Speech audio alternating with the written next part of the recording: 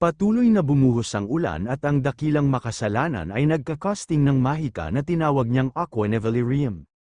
Natigilan si Kiyomi Aki nang makita niya ang aura ng mahika na taglay ng kanyang kalaban. Bigla na lang lumakas ang ulan pero napansin ni Kiyomi Aki na nasa paligid niya lang yun. Itinuro niya ang kanyang espada habang ang dakilang makasalanan ay muling nagkakasting ng isa pang purple magic. Noctiscalia. Binibigkas niya pagkatapos ay inatake si Kiyomi Aki. Ang lupa kung saan nakatayo si Kiyomi Aki ay biglang umikot na parang whirlpool at naging putik. Hinayla siya ng putik ng mas malalim at ginugulo niya ang kanyang mga ngipin habang sinusubukang lumaban. Naiinis din siya sa katotohanang hindi pamilyar sa kanya ang magic na ito. Nakahawak siya sa lupa habang nasa ilalim na ng lupa ang ibabang bahagi ng katawan niya. Siya ay naghihirap, ngunit ang karamihan, na pawang mga duwende, ay nagpapasaya para sa dakilang makasalanan. Ano ang mali, tao? Ito lang ang opening act. Ikaw ay tanga, sino ang naakit sa pain at pumunta dito? Sinabi ng dakilang makasalanan. Ang hari ng mga duwende ay nanunood ng tunggalian at alam na niya na ang tunggalian na ito ay magiging labis para sa isang tao lamang. Ngunit pagkatapos, hindi mahalaga sa kanya. Alam na si Kiyomi Aki ay hindi isa sa kanilang uri na namamatay. Muntik nang malunod si Kiyomi Aki at iniisip niyang baka matapos ang tunggalian na ito nang wala siyang magagawa sa ganitong raid.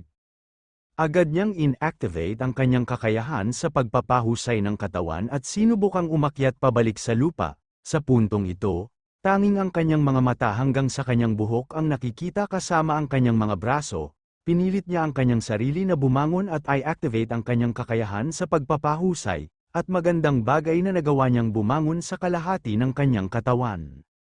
Ang pagtitig sa kanya sa pagkakaroon ng kakayahan ay naging interesado sa kanya ang dakilang makasalanan. Matagumpay na nakabalik sa lupa si Kiyomi Aki at nagpapasalamat siya na nagawa niyang makabisado ang kanyang husay sa pagpapahusay. Sa ngayon, nararamdaman niya na mas makakagalaw siya kaysa sa inaakala niya. Itinaas niya ang kanyang espada at sumalakay gamit ang kanyang Soaring Sky Dance Sword. Malakas ang kanyang pag-atake ngunit pagkatapos ay hindi niya nataman ang kanyang kalaban dahil sa yelong ginamit upang harangan ang kanyang pag-atake. Si Kiyomi Aki ay natulala. Malaki ang yelo, nasa harap mismo ni Kiyomi Aki, pinahaba ng dakilang makasalanan ang kanyang kamay habang sinasabi na ang mahika ng tao ay maaari lamang pumunta sa ngayon. Ang lugar ay may mausok na nagyayelong hangin, agad na ginamit ni Kiyomi Aki ang kanyang passive, Skill Guard of the Ice Store para magkaroon ng malamig na pagtutol, ngunit pagkatapos, natigilan siya nang makita niyang bumangon ang dakilang makasalanan. Nagcast ng isa pang magic power habang sinasabi kay Kiyomi Aki na dapat niyang malaman ang pagkakaiba sa mga antas.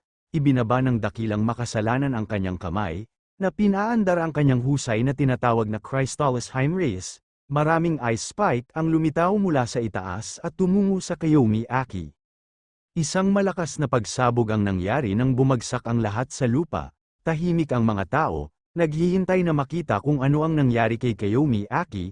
Nang mawala ang usok, nakita nila ang isang malaking tumpok ng mga spike ng yelo kung saan nakatayo si Kiyomi Aki.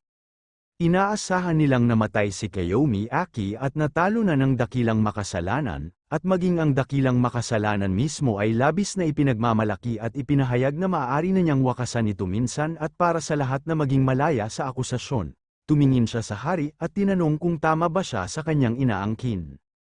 Ngunit ang hari ng mga duwende ay hindi tumugon. Isa pang pagsabog ang nangyari sa likod ng dakilang makasalanan na ikinagulat niya.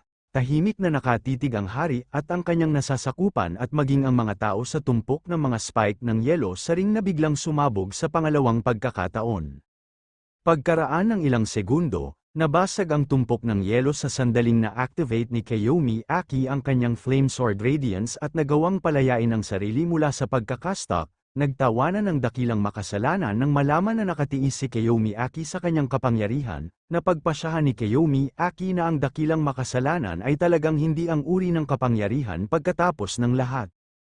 At masasabi niya ito dahil sumasalungat ito sa hugis ng katawan ng dakilang makasalanan. Inihanda ni Kiyomi Aki ang kanyang espada para lumaban habang ipinahayag ng dakilang makasalanan na ang tunggalian na ito ay nagsisimula ng maging mas kawili-wili. Ang dakilang makasalanan ay nagsumite ng isa pang magic power. Ang kapangyarihang ito ay lumilikha ng malakas na pagtama ng kidlat at tinanong niya si Kiyomi Aki kung dapat niyang dagdagan ang output. Pagkatapos ay inamin ni Kiyomi Aki na ang makasal-anang ito ay isang bihasang duwende, ngunit sa kaibuturan niya, laking gulat niya nang malaman na maaari pa ring lumakas ang dakilang makasalanan. Alam niyang hindi na siya makatiis ng maraming beses kaya iniisip niya kung mayroong anumang countermeasure na magagamit niya laban sa kanyang kalaban. Pagkatapos ay naalala niya ang impormasyon kung paano haharapin ang mga duwende.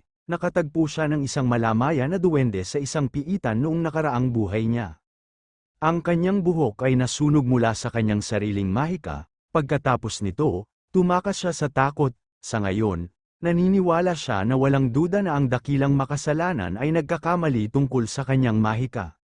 Sa kabutihang palad, sa wakas ay nag-isip siya ng isang paraan upang harapin ang kanyang kalaban.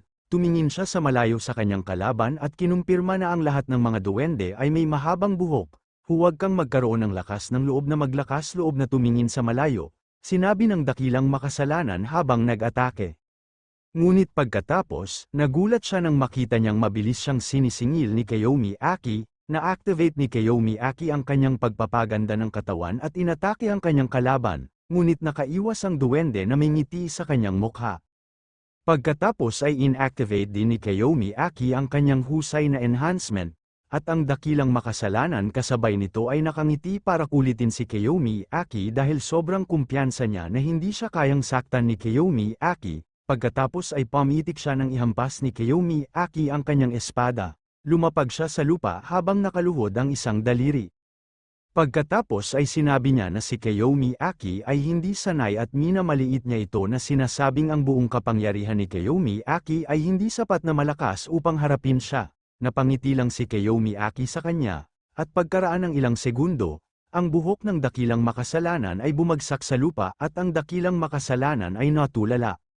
Maikli na ang buhok niya ngayon at laking gulat ng mga tao nang makita ito. Hinawakan ng dakilang makasalanan ang kanyang ulo at galit siya na talagang nang-ahas si Kiyomi Aki na gupitin ang kanyang buhok. Hawak ni Kiyomi Aki ang ginupit na buhok ng dakilang makasalanan at pagkatapos ay ipinahayag na ang mga duwende ay maaaring manipulahin ang makapangyarihang mahika gamit ang kanilang espesyal na buhok. Unti-unting nawala ang madilim na kalangitan habang nagpapakita ang sikat ng araw. Kalmado na ang panahon matapos humanap ng paraan si Kiyomi Aki para i-deactivate ang kapangyarihan ng kanyang kalaban. Pagkatapos ay sinabi ni Kiyomi Aki na ito na ang katapusan ng tunggalian na ito. Siya ay naniningil sa kanyang kalaban habang ang kanyang kalaban ay sumisigaw ng baliw at nagsumite ng isa pang magic power. Ngunit pagkatapos, ang kanyang kapangyarihan ay napakaliit at siya ay natulala nang mapagtanto na ang kanyang kapangyarihan ay naapektuhan din pagkatapos na maputol ang kanyang buhok. Pagkatapos ay inatake siya ni Kiyomi Aki, ilang beses na nilaslas ang kanyang espada. Ang dakilang makasalanan ay lumuhad sa lupa at unang bumagsak gamit ang kanyang ulo. Matapos talunin ng dakilang makasalanan, nakakuha si Kiyomi Aki ng 10 magic points. Ang krimen ng pagpatay sa iyong sariling mga kamag-anak ay hinuhusgahan. Pagpapala sa adventurer na ginagabayan ng kalooban ng mga Diyos, ipinahayag ng hari ng duwende. Bumaba ang mga talulot mula sa itaas hanggang sa lupa sa loob ng lugar. Naglakad ang hari patungo sa kanya kasama ang kanyang nasasakupan. Tinanggap ni Kiyomi Aki ang kamay ng hari at lumapit sa kanya ang hari. Tinanong siya kung saan niya nalaman ang sekreto ng buhok ng duwende. Ngunit pagkatapos, hindi sumagot si Kiyomi Aki.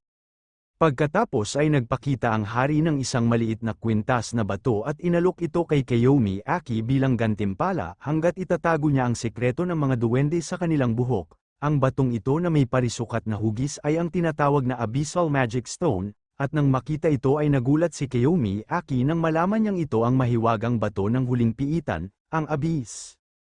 Pagkatapos ay isinusuot ng hari ang kwintas kay Kiyomi Aki at itinuro sa kanya na kung ipapakita niya ito sa isang enchanter, ipapakita sa kanya ng enchanter kung paano ito gamitin. Pagkatapos ay nanumpa si Kiyomi Aki na tutuparan ang kanyang ipinangako. Pagkatapos ay ibinigay sa kanya ng subordinate ng hari ang Moon Magic Stone bilang bahagi rin ng gantimpala para sa pagkatalo sa dakilang makasalanan. Ngumiti si Kiyomi Aki nang matanggap ito. At sinabi rin noon ng hari na may isa pang bagay na gusto niyang ipaalam sa kanya. Ibig sabihin, Maaaring gawin ang Moon Magic Stone. Hindi ito alam ni Kiyomi Aki kaya nagulat siya. Hiniling niya sa hari ng mga duwende na sabihin sa kanya ang higit pa sa mga detalye ngunit pagkatapos ay lumitaw sa likuran niya ang portal upang lumabas sa piitan. Palm Adventurer, kami ay matugunan muli sa kalooban ng mga Diyos. Sinabi ng hari habang si Kiyomi Aki ay sapilitang lumabas sa portal, pagkatapos ay nag-transmit siya sa kanyang silid at natulala pa rin siya kung paano siya makakagawa ng mga magic stone. Pagkatapos ay nagtaka siya kung may posibilidad din na alisin ang magic vortex sa mundong ito.